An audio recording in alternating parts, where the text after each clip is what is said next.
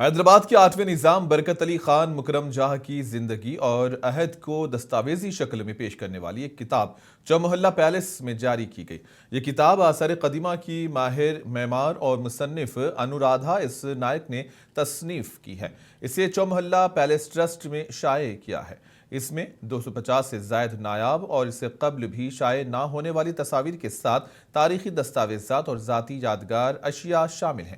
مکرم جاہ کے قریبی دور کی خاندانی تصاویر کی اکثریت آئی ایچ مکرم جاہ کی وراثت کو خراج تحسین اور ایک خصوصی نمائش کے ساتھ شائع کی گئی ہے۔ مصنفہ انورادھا ایک ایوارڈ یافتہ معمار، ڈیزائنر اور مصنفہ ہیں جن کا کام بالخصوص دکن میں تعمیراتی تحفظ اور دستکاری کے احیاء پر مرکوز ہے۔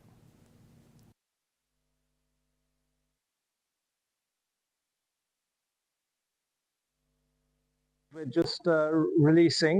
It's the life of my father, and it's a lot of historical photos from him, from his childhood all the way up to his passing, and a lot of personal photos that have been taken by the family. So you get to see, hopefully, a side of him that was never available to the public, and I hope you will enjoy the book. آج دوپہر میں Chowmahalla palace پر H عظمت جاہ بہادر یہ کتاب release کیے ہیں آن lives and Times of نواب میر برکت علی خان مکرم جاہ بہادر his exalted Hines دی 8th نظام آف حیدرآباد۔